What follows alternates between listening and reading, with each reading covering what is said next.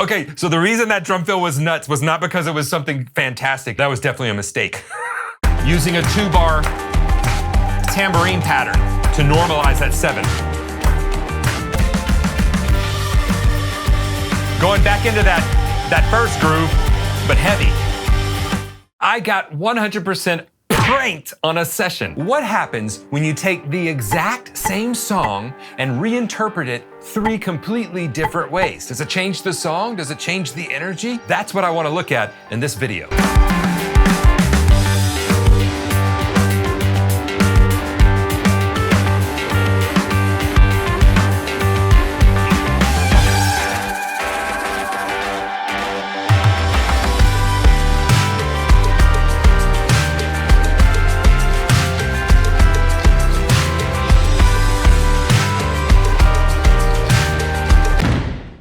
Recently, I got hired to do a song for a John Focus, and that's not unusual. I get contacted for sessions quite a bit. As I listened to the song, though, I really liked the song. And I said, hey, would you mind if I made several versions of this and made a video out of it teaching how you do this in the studio? So I reinterpreted the song in 3 completely different ways. Little did I know I was being pranked by none other than R. David R. Can I tell you a secret? What's up? John Focus Music, the guy that emailed you to do the session work. Oh, yeah. That was me. That was you? You're joking me. Yes. So I'm working on this session, and the idea is I do one take that is a radio-friendly take, another take where the producer says, hey, I really want you to play something left of center here, a little bit more jam-oriented. And then the third take is gonna be where you go into a session, they don't quite know what they're gonna do, they're gonna just kind of produce it later. You're giving them a lot of source sounds, so percussion, things like that. They may use some drums out of the box, they're not sure. So I get done with this session, and then I go to visit David. You've seen those videos recently. We redid a kid's drum set, and we did a drum set made out of junk. And while we're working on the kid's drum set, he's like, hey, you know that John Focus session? I said, yeah. He's like, that was me. Completely pranked me. Nonetheless, I had a blast doing this session. I had a blast reinterpreting this song and really getting creative with it. I had a blast getting pranked by David. Still makes me laugh. And I want to share this with you because I think it's a great learning tool to see how to interpret things differently. I also put in there a lot of tips about how I deal with odd time signatures to normalize them and to make them feel a little bit more normal. Tips I've learned by listening to great drummers, Jeff Tane Watts, Vinny Colaiuta, Steve Gadd, all of those guys, and taking those things that I heard them doing in odd time signatures and using them for some of mine. All right, let's dive into it. With this first version, so we're calling it the radio-friendly version, and it's kind of me taking an approach of letting, you always want the song to shine, but really taking a very supportive role in this song and trying to smooth out any rough edges. With odd time signatures, sometimes there are some rough, jagged edges that you kind of got to work around. So I use a technique in this one, and I believe in the next one as well, where I like to smooth out odd time signatures. So if you've got a 7/8, 1, 2, 3, 4, 5, 6, 7, 1, 2, 3, 4, 5, 6, 7, you can smooth that out by coming up with an accent pattern that stretches over 2 bars. And so you can hear Vinny do this, I believe it's on Sting's 7 Days. We had this tune called 7 Days. It was in 5. 3 and 2. Here's the thing you were talking about. It goes over the bar line. And so what that sounds like is 1, 2, 3, 4, 5, 6, 7, 1, 2, 3, 4, 5, 6, 7. And what that does is it disguises the odd time signature and normalizes it for our brain. And I've heard tons of players do that. You can hear Steve Gadd do that on a ton of stuff as well. It makes it a little bit more acceptable to the ear. I hate odd time signatures that feel like we just chopped 1/8 note off of a bar of 4/4. They feel very odd. I love the ones where you go, oh, wait a minute. Oh, that's an odd time signature. So that's kind of the thought process here. And you'll hear me do that up front with the kick drum and the floor time, trying to establish that 2-bar feel so that it normalizes the odd time signatures a little bit. All right, let's check this out. 3, 4, 5, 6, 7. 1, 2, 3, 4, 5, 6, 7.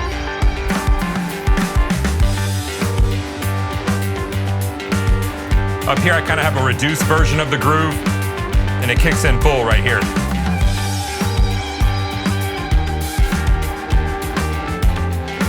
So really trying to pay attention to what the bass is doing with my kick and that accent pattern, the hi-hat.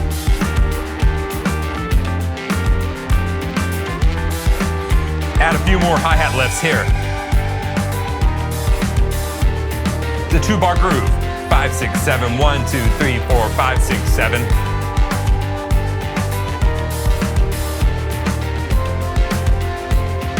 This drum fill coming up, I didn't want it to be too crazy, just to give a good segue to the chorus. Now we're in 6. 1, 2, 3, 4, 5, 6. Little throw to Carter Beauford there with the hi-hat.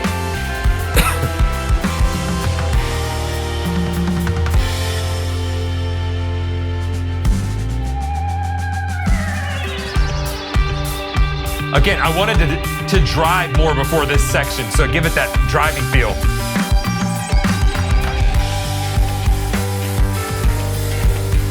The goal here was opening it up with a halftime feel, but in 7.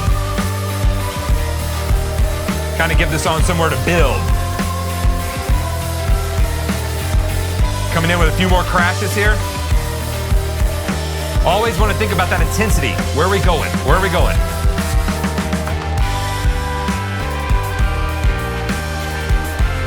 Very similar to the first chorus.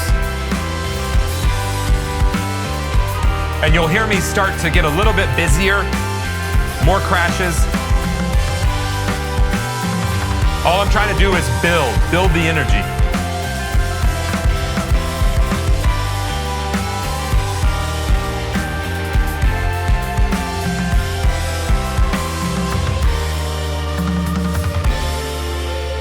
And now, going back into that first groove, but heavy.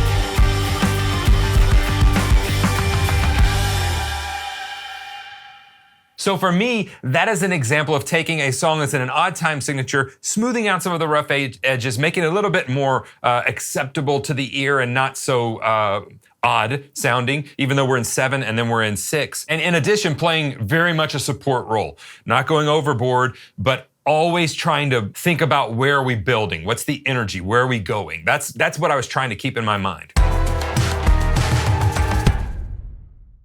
All right, so the second take is gonna be more of an improvisational take. It's gonna be more if I was in a band and it was kind of a jam environment and not so structured and radio friendly, if we're thinking in those terms. What you'll hear me do again is try to disguise the odd time signature. I'm trying to disguise the odd time signature, make it more acceptable for the ear. So I do this by building a 2-bar groove that is woven in between the kick and the snare with the bass line, and that 2-bar groove makes it feel more even to our ear. And again, that's just kind of another one of the tools that I use to disguise an odd time signature, make it feel a little bit smoother. All right, so let's check this out. Up at the front here, I give it a little bit more space to just kind of let it breathe. And then I come in with a toned down version of the 2-bar groove. 1, 2, 3, 4, 5, 6, 7, 2, 2, 3, 4, 5, 6, 7. Now full groove. That's a groove. 1, 2, 3, 4, 5, 6, 7, 2, 2, 3, 4, 5, 6, 7.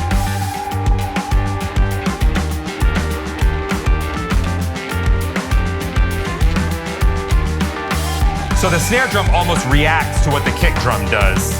That's how I'm thinking about it.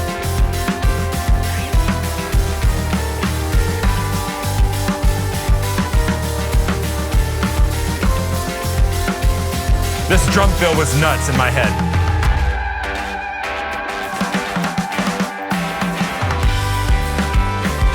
Okay, so the reason that drum fill was nuts was not because it was something fantastic. After the first beat, I don't know if you've ever had this happen, but you're like in the middle of a drum fill and you completely blank and you're like, oh my gosh, where are we? And so I was in the middle of the drum fill, didn't want to screw the take up, and I'm like, no! And we landed out on 1.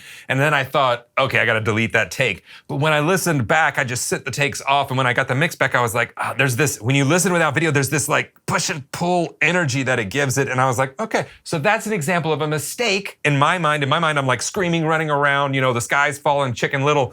But in reality, it just added more tension to the music. So what we perceive as mistakes in our brains are not always mistakes when we listen back to them. So have an open mind and don't just hone in on the fact that you were so caught up in that's a mistake and you're keyed into that and you're locked into that. may have been a mistake in your mind, but it may have come out okay. And that's where a lot of people are really good. They're good at covering up their mistakes. So that was definitely a mistake. All right, let's take it back and hear that drum fill and then go to it.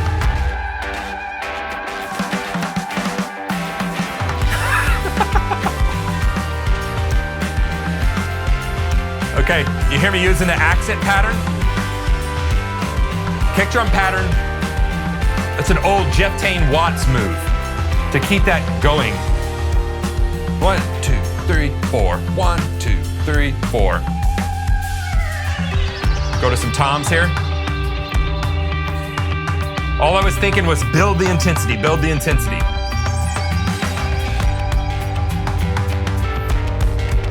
I hold off on adding the snare until this pass. Right here.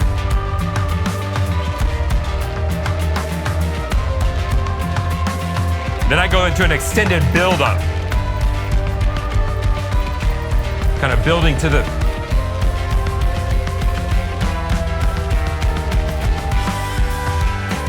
The tom and snare pattern here are based off of a 6/8 clave.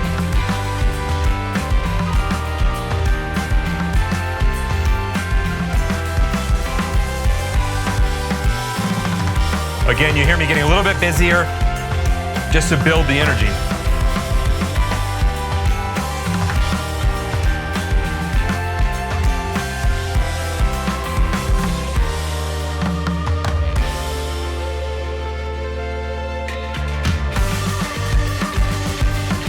Going back to that first groove, but heavier.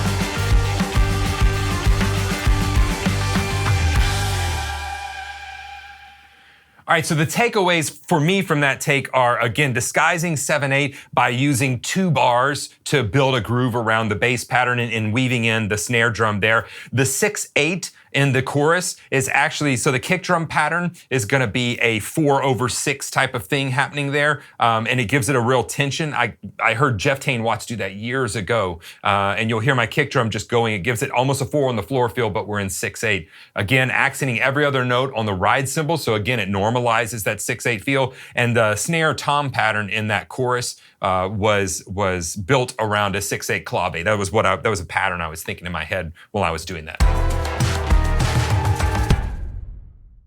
This last take actually turned out to be a lot of fun. It's a percussion take, okay? So I wanted to completely rethink it with just percussion and toys. And this would be an example of coming into a session and they're like, we're not quite sure what we're gonna do. We think we're gonna use some programmed drums. Can you just give us a lot of options? So what I did is I just took a ton of passes and doing different cymbal swells, using something you'll see in there that is actually the goat toes, goat hooves. It still has some of the fur on it. So you'll see me doing that. You'll see me doing a tambourine, shaker, playing a pattern on the snare with the snares off, as well as I believe I do some cowbell in there. So you're gonna see a lot of different stuff, and I actually didn't expect Tim to use this at all. I just sent him a bunch of stuff and I was like, here is a bunch of takes, you do with it what you want. So this is an example of them producing the track after you're out of there, and you just gave them a lot of resources to pull from, and then Tim sent it back. And this is what we got. So I'm kind of interested to see myself.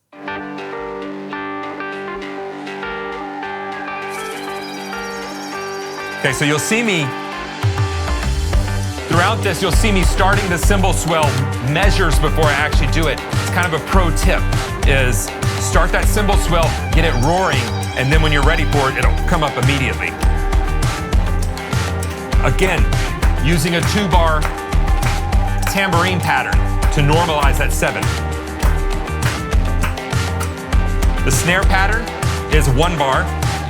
The shaker is going over all the bars, and this gives your head something to bop to.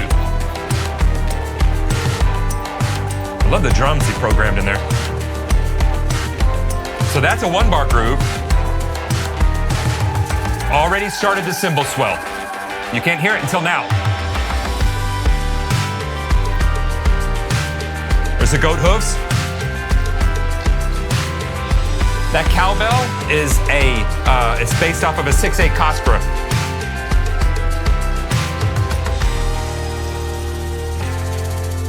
Now you hear me play a different part of the cowbell here. Higher pitched, a little bit more abrasive.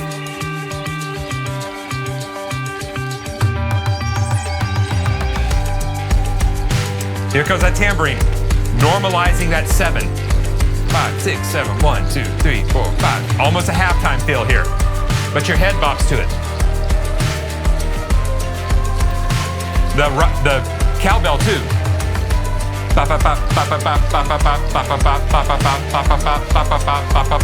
So it goes over the bar and really.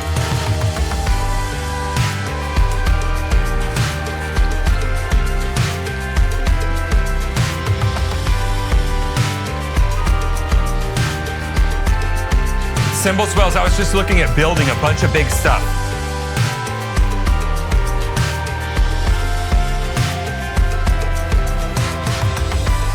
And right about there, you see my arms start to get tired from playing the shaker. I'm like, support, support. We need a medic. And then just big for the outro, everything in there.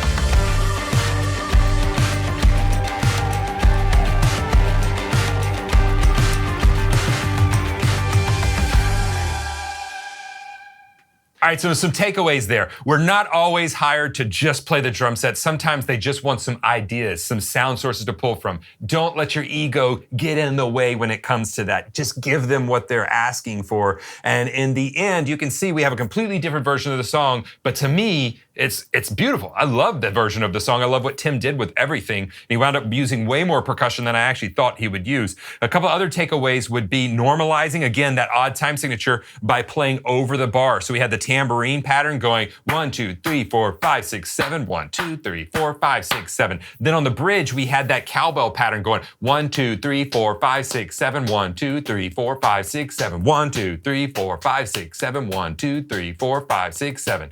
And all of that helps to make it a little bit more acceptable to the ear and not as jagged sounding. We don't always have to do that with an odd time signature, but for some reason I was just really stuck on making that feel the way, make it feel a little bit smoother for the ear. There's also something to be said for stating the oddness of the odd time signature so that there's a lot of tension there.